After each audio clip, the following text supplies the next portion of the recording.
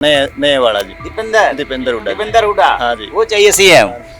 शेर के पीछे कुत्ते ऐसे घूमते रहते में पर्ची चल रहा है, हर न्यू में खर्ची चल रहा है। दीपेंद्र हुड्डा युवा है जी। अच्छा, हाँ, युवा के लिए सोचेगा जी कुछ न कुछ हरियाणा में। इतना भ्रष्टाचार फैलाई दिया थी, जातिवाद फैलाई दिया। अब हम अपनी चुनावी यात्रा में आ पहुंचे हैं हिसार के हासी विधानसभा क्षेत्र में, और ये गांव है रामायण।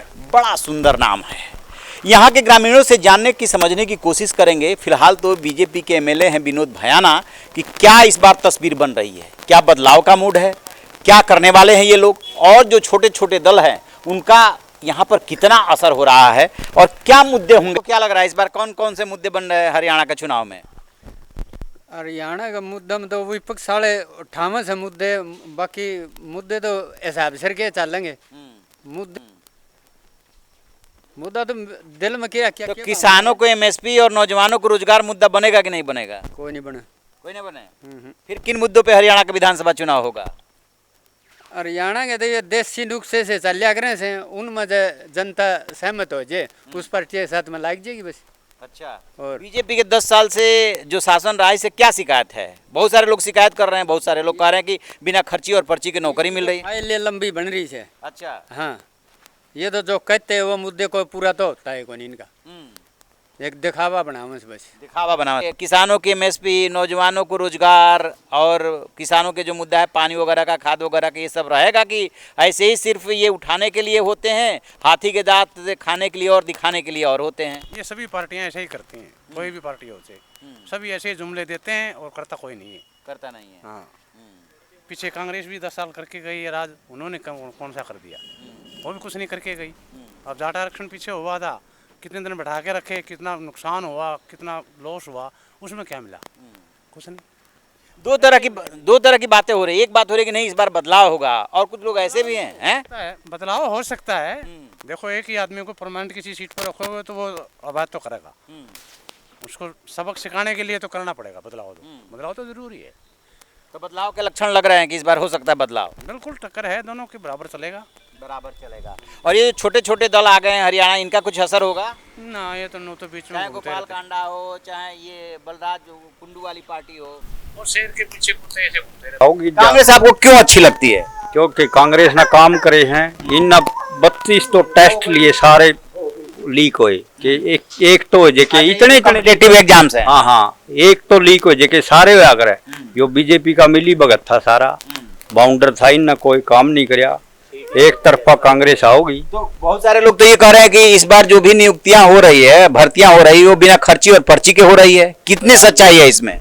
इसमें कोई सच्चाई को नहीं। न्यू में पर्ची चल रहा है, हर न्यू में खर्ची चल रहा है। अच्छा, हाँ, सीएससी सेंटर वाले 2 जने पकड़ा सर, बोलिया पेपर लीक कर दिया, लीक करा बीजेपी वाले। अच्छा, आपका क्या मानना है? ऐसा ही है? और क्या किया, ऐसा ही है। हाँ। सब नुए भ्रष्टाचार, इतना भ्रष्टाचार फैलाई दिया थी, जातिवाद फैलाई दिया। हमें तो आड़ा भाईचारा बना के रखा, 36 जाति कर है। हाँ। ठीक है नहीं, और ये फलाना चाहूँ भाईचारा खराब हो तो 36 बिरादरी में इन्होंने फूट डाल दी। फूट डालना है। हैं, हमारा तो भाईचारा एक रहेगा। हम तो गांव के बसंदे हैं, तो गांव के बसंदे, गरीब भी है, अमीर भी है। हमें गरीब भी है, हमें क्या अमीर है? हमारे के कारखाने हैं। 2 एकड़ की जमीन है मेरे पास में है। 20 किलो में तो ये देवे हैं, वो राशन कार्ड राशन दे रहे हैं, और मेरा 2 किलो एकड़ है, मेरे को दे नहीं रहे।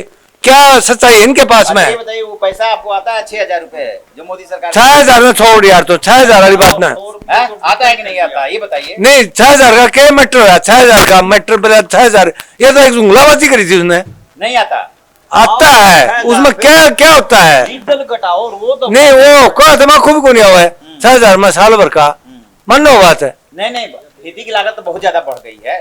खेती की लागत तो बढ़ गई। 6000 का तो एक जुमलाबाजी करेगा इन्हें, बकवासबाजी, अट बट। क्या मेट्रो है 6000 का? आप कुछ कह रहे थे, कहाँ गए? हाँ, कुछ कह रहे थे। हम कह रहे थे जी भाई साहब, जैसे आप रोजगार की बात बिना पर्ची बिना खर्ची कह रहे थे, युवाओं के ऊपर जबरदस्ती का सीईटी थोप दिया। इन्होंने बोला हर 6 महीने लेंगे, 3 साल हो गए, एक बार भी नहीं लिया। फिर बोला सीईटी, कॉमन एलिजिबिलिटी टेस्ट, अगर एलिजिबल ही है तो फिर एक अनपढ़ मुख्यमंत्री बैठे ना अफसरों की मान रहे ना किसी और की, बोला 4 गुना बुलाएंगे। 4 गुना में 30,000 वैकेंसी है, 30,000 बच्चे वही घूम रहे हैं हर पोस्ट के अंदर। 10,000 बच्चे 30,000 पोस्टों पे पेपर दे रहे हैं, बाकी सारे घूम रहे हैं। इनको लग रहा है बिना पर्ची बिना खर्ची। 7 लाख ने सीईटी दिया था, 3.5 लाख का क्लियर हुआ है। पेपर दिया, 10,000 की नौकरी मिली है। 3,10,000 रुपए रटक निकालेंगे इनकी। 3,10,000 युवा इनकी इस बार। इनको समझ में नहीं आएगी। पीजीटी कंप्यूटर साइंस की वैकेंसी है, 2018 से फार्म भरे हुए हैं, कभी सटे कभी बीटेक लगा दिया, कभी एमसीए लगा दिया, कभी कुछ। इनको वही समझ नहीं आ रहा केसों की पैरवी कैसे की जाए। बच्चों को कोर्टों में घुमा रहे हैं, सीईटी करते हैं, इनको अपने कानूनों का पता नहीं है। क्वालिफाइंग करना है, 4 गुना करना है, 7 गुना बुलाना है। अब हरियाणा पुलिस का बुलाया, 7 गुना बुला लिया।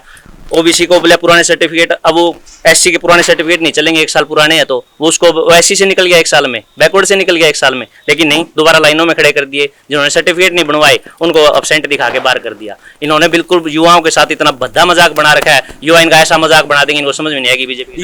युवाओं में काफी आक्रोश है। आपको भी ऐसा लग रहा है कि युवाओं को जो चाहिए वो नहीं मिल पा रहा है और सरकार के यहाँ कोई सुनवाई नहीं? ना कोई सुनवाई नहीं है। कोई सुनवाई नहीं नहीं है जी। तो मूड एकदम बदलाव का है। अच्छा, वैसे ही मान लीजिए बदलाव होता है तो आप किसको सीएम के रूप में देखना चाहेंगे? हम तो हुड्डा साहब को देखने चाहते हैं। कौन? हुड्डा साहब जो है बुजुर्ग हो गए हैं वो, या नए वाले हुड्डा साहब? नए वाला जी, दीपेंद्र हुड्डा। दीपेंद्र हुड्डा, हाँ जी। वो चाहिए सीएम।